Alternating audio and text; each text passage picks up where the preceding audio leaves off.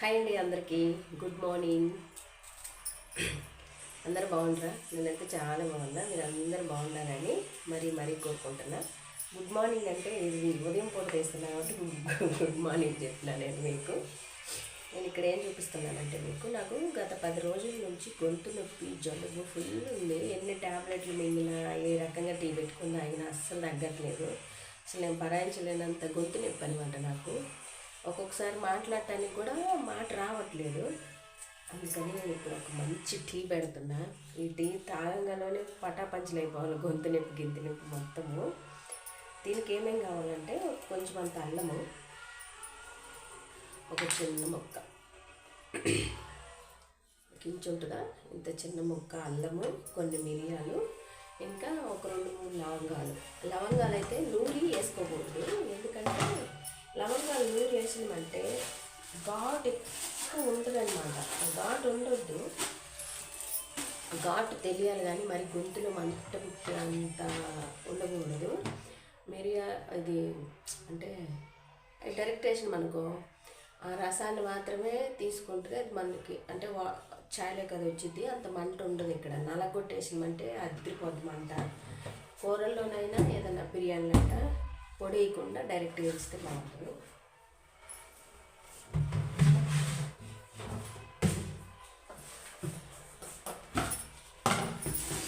గొంతు నొప్పి చచ్చే పని అయిపోతుంది అనమాట. అంతలా నొప్పి పడుతుంది. ఎందుకనే ఏమన్నారు ఏమైంది.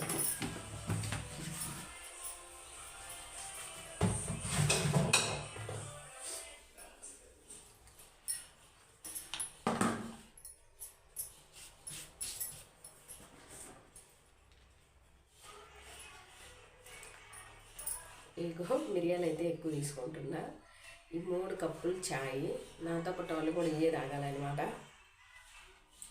ఇంకా అల్లము ఒక 4 లవంగాలు.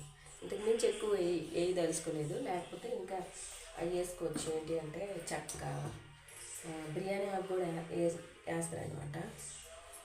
కానీ నేను నిన్న ఈ పెట్టుకొని చూసిన, కొంచెం బాగా మంచిగా అనిపించింది నాకు. మీకు కూడా చూపిద్దామని అంతే. రండి టీ ఎలా పెట్టుకోవాలో చూపిస్తాను నేను నా స్టైల్లో.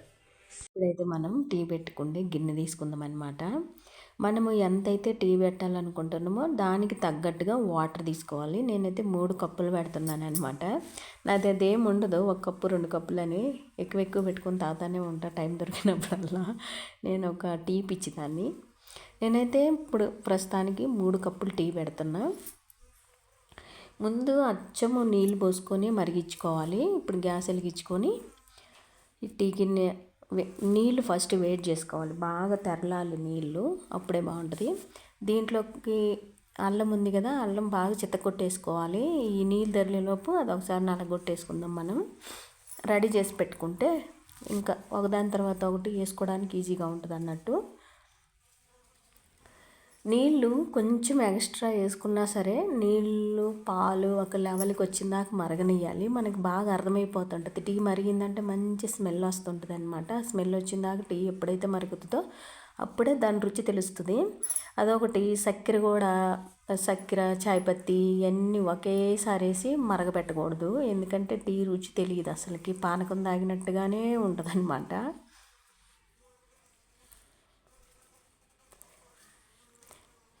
టీ పెట్టాలని అందరికీ రాదు. నేను ఒకసారి నెల్లూరులో తాగినానమాట మా చుట్టాల ఇంటికి పోయి. ఆ టీ నేను ఎన్నిసార్లు పెట్టినా నాకు కుదరదు అసలు. ఎందుకనో ఏమో మరి నాకు తెలీదు, ఆ రుచి రాదు అసలు. నేను ఎన్నిసార్లు సేమ్ అదే రుచి తెప్పియాలని నేను చాలాసార్లు ట్రై చేసినా కానీ నాకైతే ఆ రుచి అయితే అస్సలు రాలేదు. నేను ఎంత లెక్కలు తాగినా కూడా ఆ ఫీల్ రాలేదన్నమాట. అంత బాగా పెట్టింది టీ తను. ఇప్పుడు ఈ అల్లం కొట్టుకుంది ఏదైతే ఉందో అది మనం తెరలి నీళ్ళల్లో వేసుకుందాం అనమాట. ఎందుకంటే మనం ఈ ఒట్టి నీళ్ళల్లో వేసి అల్లము మరగబెడితే ఆ అల్లం రసం అంతా బయటకు వచ్చేస్తుంది అనమాట నీళ్ళల్లోకి. అప్పుడు చాయ్ పత్తి వేసుకోవాలి. అల్లం బాగా ఉడికిన తర్వాతనే చాయ్ పత్తి వేసుకోవాలన్నమాట. కావాలంటే దీంట్లో యాలక్కాయలు ఇవన్నీ వేసుకోవచ్చు. నేనైతే ఏమి వేయలేదు, అంటే యాలక్కాయలు స్మెల్ నాకు పడదు, అందుకే నేను వేయలేదనమాట. తగినంత చాయ్ పత్తి వేసేసుకుందాం. ఇప్పుడు ఫస్ట్ అల్లం ఉడికిన తర్వాతనే చాయ్ పత్తి వేసుకోవాలి. చాయ్ పత్తి ఉడికిన తర్వాతనే పాలు పోసుకోవాలి. ఇదే అన్నమాట టీ పెట్టకుండే ఒక పద్ధతి. అలా పెడితే చాలా బాగుంటుంది. చాయ్ తాగేదానికి కూడా మంచి రుచి మంచి స్మెల్ వస్తుంటుంది. ఇంకా తగినంత చాయ్ పత్తి వేసి అదంతా బాగా ఉడికిందాకా ఉడకబెట్టుకోవాలన్నమాట. చాయ్ పత్తి అంతా దాని ఫ్లేవర్ అంతా నీళ్ళల్లోకి దిగి నల్లగా అయిపోతాయి కదా, అంత దాకా మరిగించుకోవాలి. ఇంక బాగా మరిగిపోయింది. నేనైతే పాలు పోసుకున్న, ఒక గ్లాసు నీళ్ళు పోసిన. నేను గ్లాసు కొంచెం ఎక్స్ట్రా నీళ్ళు వేసిన, ఒక గ్లాస్ నిండా పాలు పోసినాను అనమాట. ఇదంతా బాగా తెరలనియాలి.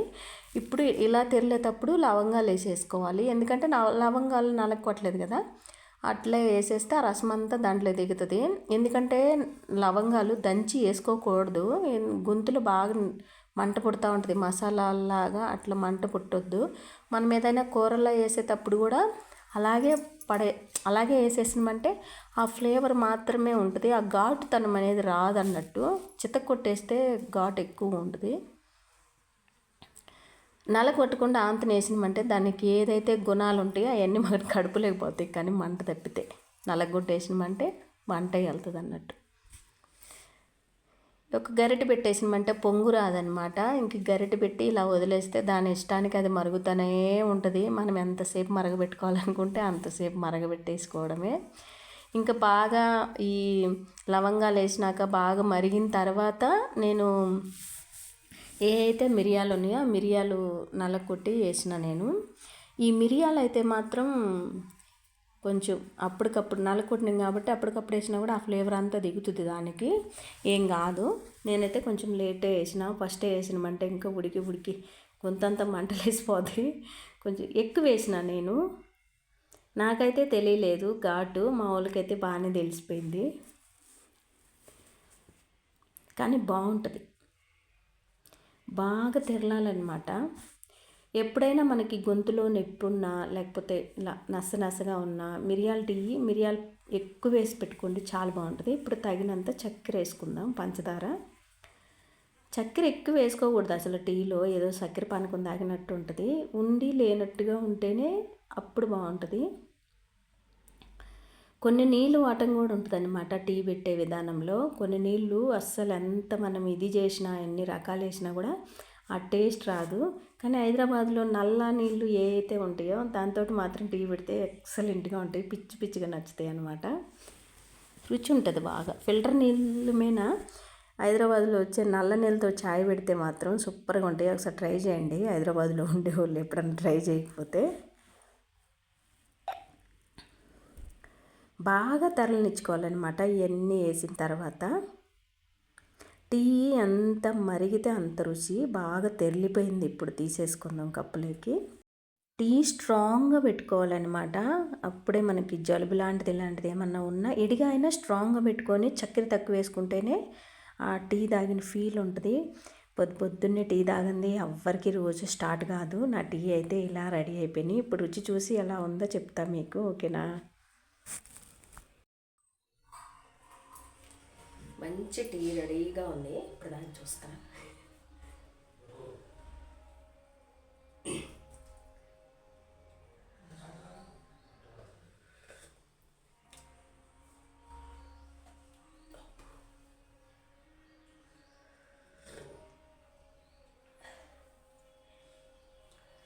ఫీల్ బాగుందన్నమాట. చాయ్ ఫీల్ అయితే బాగుంది, ఘాటుగా ఉంది, ఇంకా గొంతులో అయితే ఖచ్చితంగా ఎగిరిపోద్ది. మీకు ఒక విషయం తెలుసా, ఒక్క మిరియం అయినా జేబులు వేసుకొని పోయి పగోళ్ళ ఇంట్లోనైనా సరే అన్నం తిని రావచ్చు అంట. ఎందుకంటే వాళ్ళు ఇసం పెట్టిన ఈ మిరియం ఏదైతే ఉందో మనం నోట్లో వేసుకుంటే ఇసమంతా ఇరిగిపోయిందంట, అంత మంచిదంట మిరియాల గింజ.